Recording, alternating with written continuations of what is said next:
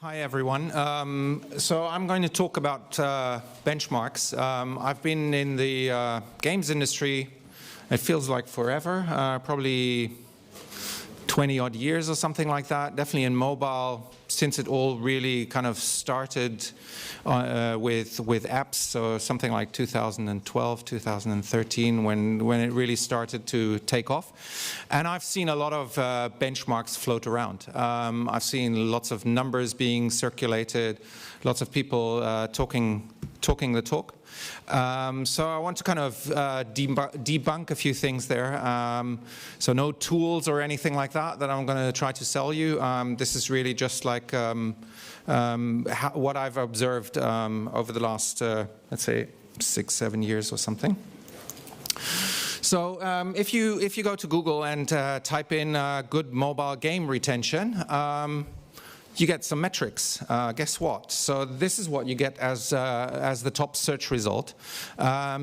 Traditionally, good retention rates are day 1 retention 40%, day 7 20, day 28 10%. Now that's kind of confusing. Because if you have like a hyper-casual game and you want to get it published by Quali or Voodoo, if you have these kind of metrics, they will probably not publish your game. So why are traditionally good retention rates 40, 20, 10? That somehow doesn't really make sense. And yeah, it's kind of a weird benchmark, because for some games that may totally apply, and for others, this is kind of will mean nothing. The more casual you are, probably the higher your retention rates just naturally are. And I've worked with games where, you know, day 28 or day 30 was like close to 20%. And still they were not the big rocket ship, and I'll come to that. So I'm trying to tell you, like, forget these benchmarks. They actually don't mean anything. Because retention, let's start with that. What does that actually mean? You know, there are all sorts of different ways how people look at retention. There are things called rolling retention, like, you know, whoever comes back after X days. There are like the so-called classic retention, so people coming back exactly on a certain day, day 0, day 1, day 2, day 3, exactly on that day. But then there are also providers that measure this in like hours, and depending on where the user is in the different time zones, you know, it may get completely different numbers. So you know, retention is certainly one of the things that are critical, and they are important. And you know, 40, 20, 10 is not a bad metric in that sense. You know, if you can get those kind of metrics, you know, you might be onto something, but maybe you're not. So on its own, kind of retention is somehow a little bit of a vanity metric, and it really depends on what it is that you want to get out of it. The other thing is like ARPDAU. Usually, you know, a lot of people, when it comes to like success of a game, you kind of put these two metrics together. You look at retention and you look at ARPDAU and try to kind of estimate, like, okay, are people going to stick with this game, and are we going to make some money from that? So again, there is some confusion. I've seen companies even working like with gross revenues when they have a lot of in-app purchases, and then wonder why the equation, like having a lifetime value of a user being somewhat higher than what you spend, but somehow it still doesn't add up, because they forgot that they still have to pay like 30% to our friends at Google and Apple.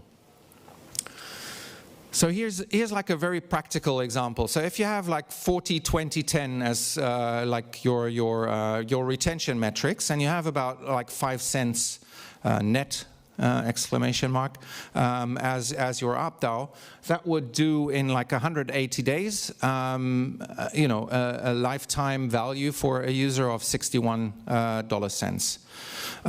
So if you would compare that with something that is, you know, according to Google, not a good retention, and you have like 35, 16, 8 as an example. You know, if you have like a slightly more mid-core game and you're making maybe 15 cents ARPDAU, then actually, you know, you get to a lifetime value of $1.45 in 180 days. So that's kind of confusing, right? So somehow these benchmarks actually, on their own, are a little bit hard to take in. And you know, my key message is that you have to kind of figure out for yourself, actually, okay, what is it that I want to actually expect from this product?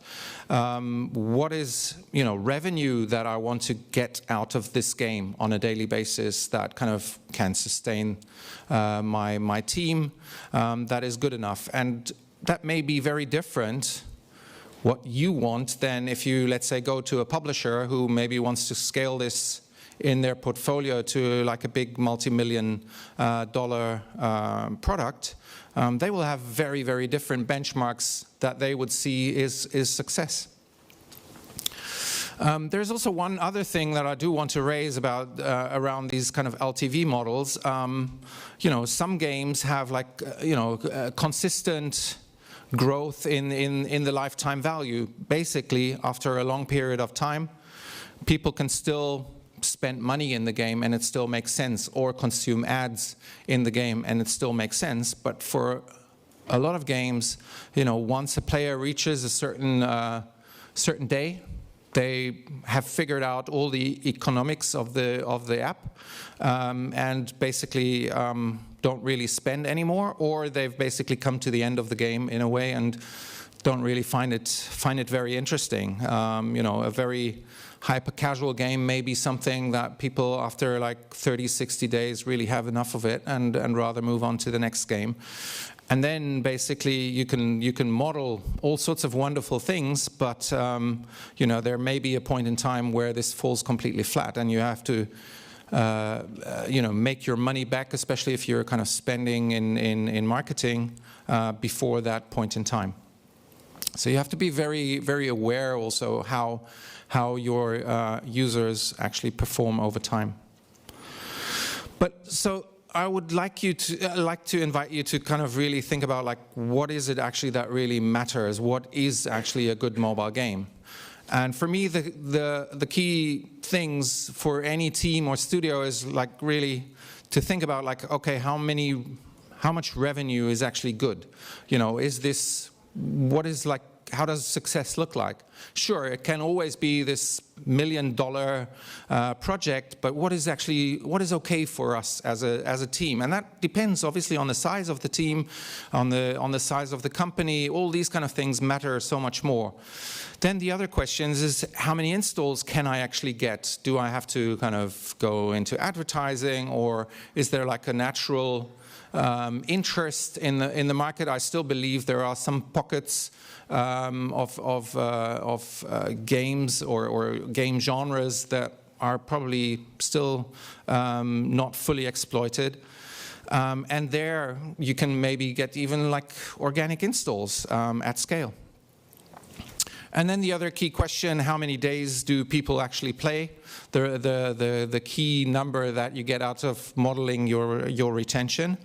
And what is my ARPDAU? Because at the end of the day, I put that there small, you know, you can actually calculate your daily revenue out of that. So if you take your ARPDAU and you look at the daily installs that you get and the number of days that they will retain over a year's time, you can actually estimate what your daily revenue will be. And that actually can also answer then your first question. And you can look at it like, okay, either I need to get more daily installs, or I need to increase my ARPDAU, or I need to kind of retain more players. So you have like these three metrics actually that can determine you know, how success looks like. I'm going to give you an example. So you know, at Lockwood, when we initially started, at some point, we looked at our metrics, especially if you look at ARPDAU and retention and these kind of things. They were terrible, especially retention. But we kind of continued because we felt like, okay, we have this unique opportunity. We're getting all these installs every day. Our retention was really bad, and normally, I've seen a lot of games, normally you would kill such a product in soft launch. If you have like 28 for day one, 7% for day 7, and 3% for day 30, you're like, okay, this is a dog. This will never really make it. On ARPDAU, we were, as you can see from these numbers, we were also not really anywhere. 4 cents is like a decent hyper-casual game these days. But there is one metric that was surprisingly great, and that was the daily installs. We were just already after probably 6 months to a year already getting like consistently, without any UA or anything, consistently getting about 25,000 installs per day.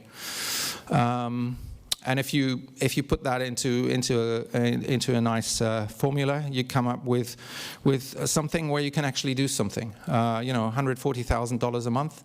That's not nothing. Now that's nothing for a very, very big studio. But at that time we were maybe like 15 to 20 people. So then it is quite something. Today these metrics are very, very different, especially on retention. We've worked and worked and worked, and now these metrics are very, very different. Also, the number of installs per day is now more like 200,000, but it's taken many, many years. But there was, something at the beginning. And for us, if we would only look at like retention numbers, they were terrible. If you look at ARPDAU numbers, they were at the bottom end, I would say.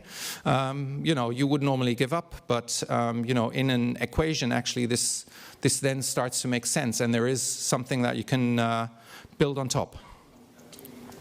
So benchmarks are really great, but in essence, you really have to define for yourself, like, okay, for my project, what kind of revenues do I actually want to get out of this? What is actually good? What is a success? That may not need to be the big top 10 title or anything like that, to kind of make my team and my studio successful.